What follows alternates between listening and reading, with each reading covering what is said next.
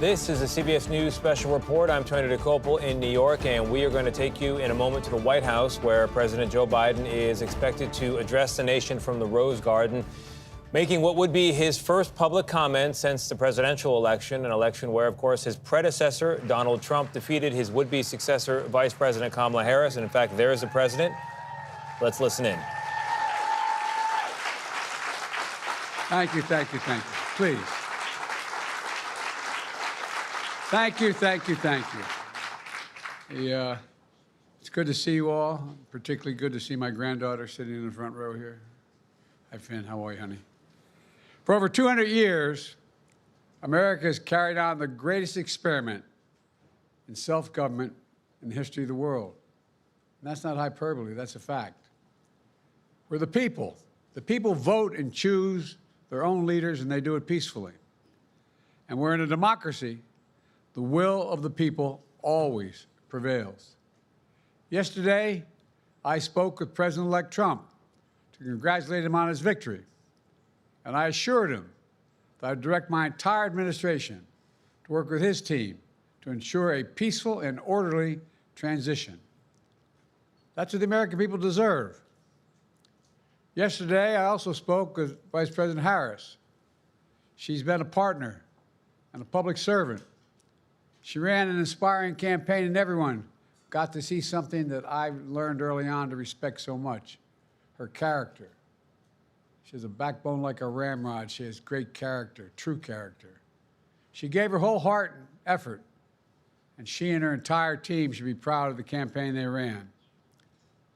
You know, the struggle for the soul of America, since our very founding, has always been an ongoing debate and still vital today. I know for some people, it's a time for victory, to state the obvious. For others, it's a time of loss.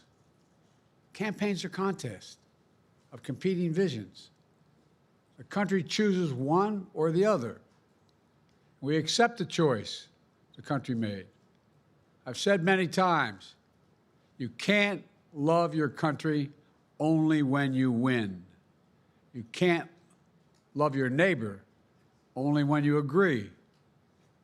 Something I hope we can do, no matter who you voted for, is see each other not as adversaries, but as fellow Americans. Bring down the temperature. I also hope we can lay to rest the question about the integrity of the American electoral system. It is honest, it is fair, and it is transparent. And it can be trusted, win or lose. I also hope we can restore the respect for all our election workers who busted their necks and took risks at the outset. We should thank them. Thank them for staffing voting sites, counting the votes, and protecting the very integrity of the election. Many of them are volunteers who do it simply out of love for their country. And as they did their duty as citizens, I will do my duty as president. I'll fulfill my oath, and I will honor the Constitution. On January 20th, we'll have a peaceful transfer of power here in America. To all our incredible staff, supporters, cabinet members, all the people who've been hanging out with me for the last 4 years, God love you, as my mother would say, thank you so much. You put so much into the past 4 years. I know it's a difficult time. You're hurting. I hear you and I see you. But don't forget all that we accomplished. It's been a historic presidency. Not because I'm president, because what we've done, what you've done. A presidency for all Americans. Much of the work we've done is already being felt by the American people, but the vast majority of it will not be felt over the next 10 years. We have legislation we passed that's just only now just really kicking in. We're going to see over $1 trillion worth of infrastructure work done, changing people's lives in rural communities and communities that are in real difficulty because it takes time to get it done. And so much more it's going to take time, but it's there. The road ahead is clear, assuming we sustain it. There's so much we can get done. and will get done based on the way the legislation was passed. And it's truly historic. You know, we're leaving behind the strongest economy in the world. I know people are still hurting, but things are changing rapidly. Together, we've changed America for the better. Now we have 74 days to finish the term, our term. Let's make every day count. That's the responsibility we have to the American people. Look, folks, you all know it in your lives. Setbacks are unavoidable, but giving up is unforgivable. Setbacks are unavoidable, but giving up is unforgivable. We all get knocked down, but the measure of our character, as my dad would say, is how quickly we get back up. Remember, a defeat does not mean we are defeated. We lost this battle. The America of your dreams is calling for you to get back up. That's the story of America for over 240 years and counting. It's a story for all of us, not just some of us. The American experiment endures. We're going to be okay, but we need to stay engaged. We need to keep going. And above all, we need to keep the faith. I'm so proud to have worked with all of you. I really mean it. I sincerely mean it. God bless you all. God bless America. And may God protect our troops. Thank you, thank you, thank you.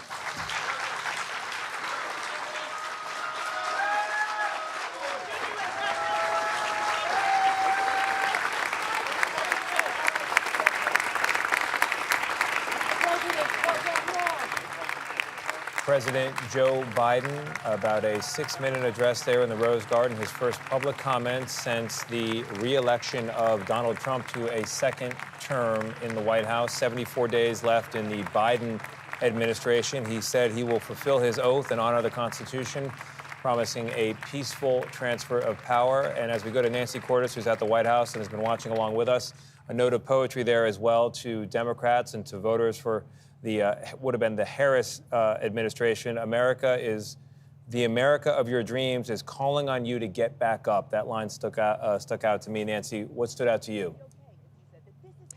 Well, the president tried to frame this as a temporary setback, Tony. He said that the arc of history is long.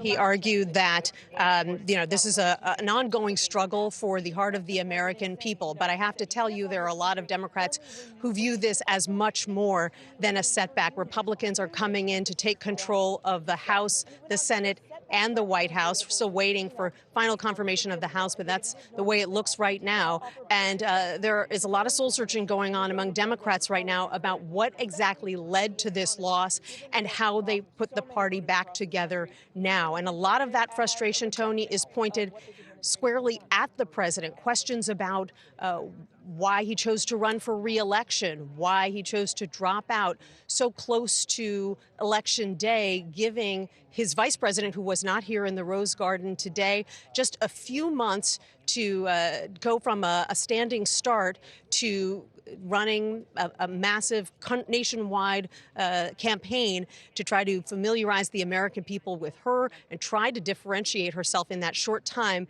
from the man that she had been standing behind for the previous 4 years. Nancy, thank you very much. Also with us here is Ed O'Keefe, who was watching the speech as well. He complimented Kamala Harris. He complimented her character, said she ran a campaign with her whole heart and with full effort. Obviously, it didn't turn out the way Democrats would have liked. What stood out to you? That he also encouraged Democrats to essentially take a few days but get back out there as quickly as possible. Harris yesterday in her remarks at Howard University signaling that she wants to be a more active member of that ongoing fight. Biden, of course, has signaled he's done with public life after these next 73 days, but encouraging his party and reminding them that, in essence, the sun will come out tomorrow, or there will be other elections in 2 to 4 years, and Democrats have to reengage. And look, often a party that loses, in a situation like this, does see gains in that midterm year, or could conceivably take back power in 4 years. The problem is there was going to have to be a really robust conversation among Democrats about how exactly to do that if you're seeing shifts away from the traditional coalition that has elected Democratic presidents in recent years. So we'll see. But the finger pointing is well underway. We saw members of the president's team pointing fingers back at members of President Obama's team who were part of the push to get him out in the press just this morning, saying that if those veterans of the Obama era hadn't engaged in the public fighting that led to his ouster and then joined the Harris team to basically rebuild the Obama coalition, when the Obama coalition isn't what was needed right now, maybe things would have gone differently. The Harris team turns around and says, we only had 107 days to do this, which is a signal that maybe if he'd gotten out sooner, we would have been able to put something together that would have more effectively won. And the Harris team also points out, and this bears repeating, while Trump won those 7 battleground states and saw a rightward shift overall, the country is still effectively 50-50, narrowly divided. And so there is hope, if you're one of those Democrats of despair, that your team could conceivably put something together in a few years that wins, and that's what the president was signaling. You know, and every president has to think about legacy. Joe Biden's no different. You saw the beginning of him sort of working the public perception of his administration by pointing out that some of the things that they passed, he said to his supporters, don't forget all we've done. Some of the infrastructure bills, the public spending, that money is just beginning to kick in. So what he's basically saying there is, in 90 days and 74 days, you know, we're going to have a new administration. They're going to take credit for many of the things that I've done, that we have done. Or put another way, what's that song, You're Gonna Miss Me When I'm Gone? Yeah. I mean, that could be it too. And notable that he mentions the infrastructure spending specifically, because it's that money that Republicans did not help authorize that they're now taking credit for at ribbon cuttings across the country, something the White House likes to point out, that he's probably surest will not be touched. Other elements of his legacy certainly could be rolled back by a Republican Congress in the coming months, but that one is likely to stick. And you're seeing it. Highways, airports, schools, bridges, that construction will continue. Yeah. Ed, thank you very much. Caitlin Huey-Burns is covering President-elect Trump and his transition team. She's in West Palm Beach. She was with me just yesterday there. Caitlin, this is the first public address, first remarks from Joe Biden about Donald Trump's victory, but we know that they did speak by phone, and there's been a promise of a smooth transition behind the scenes and also a White House visit. What do we know about that?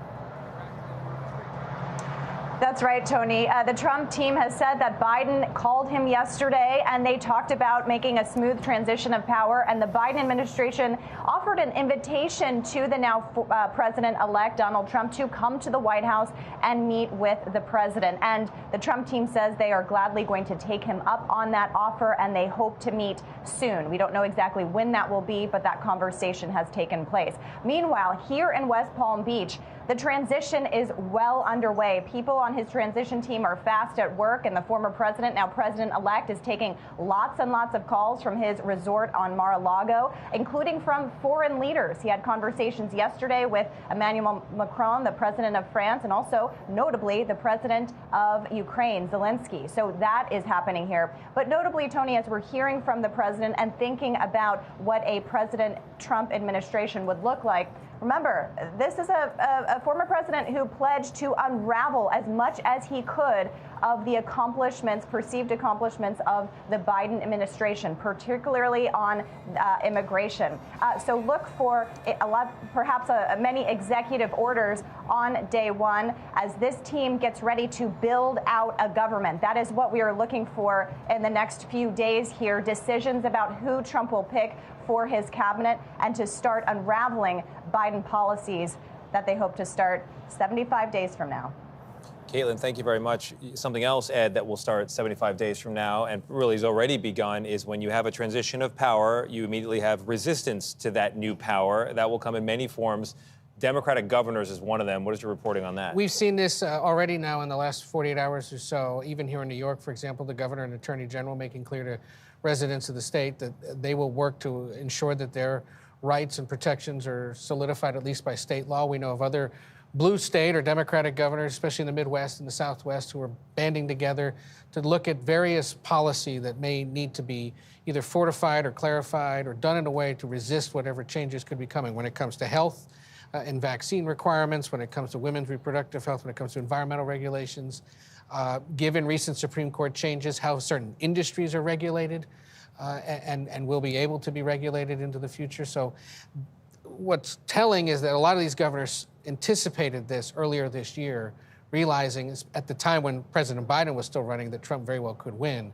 And so they had already started preliminary discussions, and it's all rooted in their experiences during the pandemic. Yeah. When you'll remember, a lot of Democratic-led, even Republican-led states weren't, in their view, getting sufficient federal support and had to sort of band together to do their purchasing for medical supplies and other protections at the same time, the masking policies. So you're once again going to potentially see a more active push to patchwork certain elements of society, at least the policy behind them, if the Trump administration takes steps that run counter to the belief of those states. Yeah, it was classic Joe Biden in many ways as we begin to weigh and measure the legacy. He quoted his mother, quoted his late father, quoted himself. You can't love your country only when you win. Sought to shore up confidence in the election system as well. And a note of poetry. I'll end the way we began. The America of your dreams, he said to his supporters, is calling you to get back up. Yep. It's a beautiful line. Ed, thank you very much. Thanks to all our correspondents in the field. This has been a CBS News special report here in New York. You are going to rejoin other programming already in process. I'm Tony Dokoupil. Thank you for watching.